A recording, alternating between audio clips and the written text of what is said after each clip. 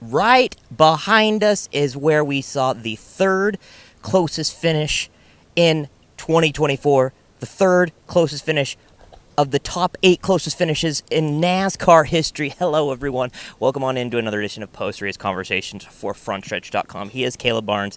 I am Bryan, Nolen. Caleb, I mean, what is it about this season and close finishes? We started with Atlanta, then you go to Kansas, and then 6/1000ths of a second today, where Ricky Stenhouse Jr. beat Brad Keselowski. What is it about close finishes in 2024? I don't know. I mean, I will say that the close finishes outside of Atlanta were set up by overtime restarts. And then you think about, I mean, 2 of them were super speedways and then 2 of them were overtime restarts. So Downer, boo this man in the comments, boo. When these guys talk about, like, once they actually are racing hard and they're just side by side, like, that's kind of what you can expect, especially whenever they have a restart and they don't even have enough time to push each other to make moves and there's not enough cars. I'm sorry, I'm being a Debbie Downer, but there wasn't even enough cars to really generate any sort of things, any third lane or any of that at the end. But hey, it doesn't take away. It was a cool finish and a lot of action, a lot of carnage. I guess we'll get to that in a second. Yeah, I mean, basically everybody kind of felt that way on pit road after the race. Chase Briscoe said it's infuriating to race like this. Joey Logano in the infield care center after he got evaluated and released said this is not fun. Chris Gabehart, Denny Hamlin's crew chief, says it's just not enjoyable. And I mean, that's basically the sentiment among everybody, that it's just not fun because, sure, like Chris Gabehart said, you can go 4 wide lap after lap after lap and it may look cool, but it's not traditional super speedway racing. It's just you're saving fuel, and that is not what it is about, and it's disappointing.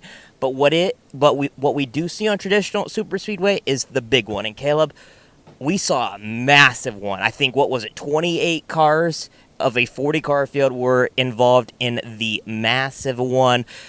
Looked like a block, or looked like a little push gone wrong from the 6 of Brad Keselowski to the 2 of Austin Cindric. Was this just a super speedway big one deal that happens every time we come to one of these tracks? It is, and the toughest part, again, is because people are saving for the first 90% of the race. We've seen in past generations that you do have guys that are pushing a little too hard too early, and there are some crashes, and sometimes that's a detriment whenever there's a big one early and then guys ride around the rest of the race.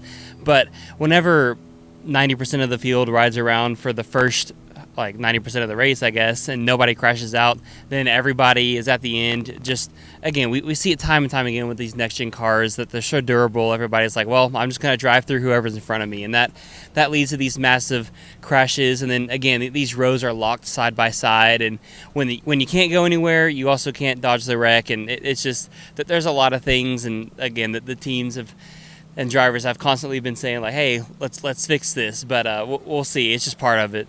Last race for the round of 12. Next week, only one driver locked in, William Byron, and he is locked in on points. Looks like you're going to have wins from Chase Briscoe, Austin Cindric, Daniel Suarez. The last but not least, the last elimination basically up for grabs.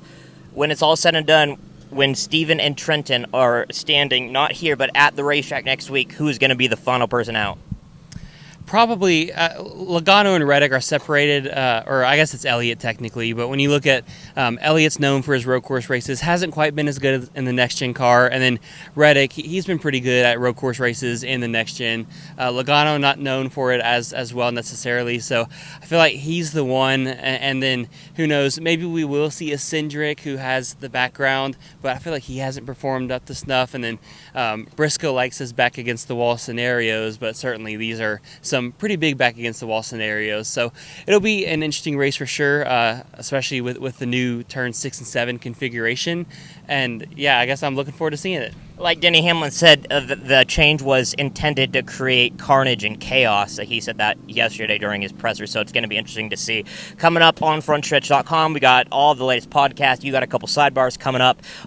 It's going to be a crazy, jam-packed week, so stay tuned to Frontstretch.com and our YouTube channel, youtube.com/Frontstretch. For Caleb Barnes, I am Bryan Nolen. Fantastic job by everyone behind the scenes helping us out. Big shout-out to my man Kevin Nix, as well as everybody behind the scenes. For Caleb, I'm Bryan.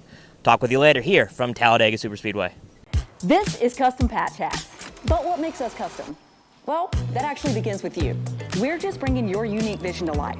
No knockoffs, no lookalikes. Your design is one of a kind. We know hats, we know design, and we know quality. The proof? It's in our production. Hand-stitched with precision and care, with brands you know and trust.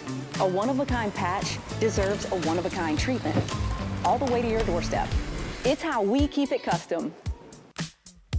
Jared Haas with Frontstretch.com. Come back soon for more great racing videos. And if you like us, make sure to hit that subscribe button.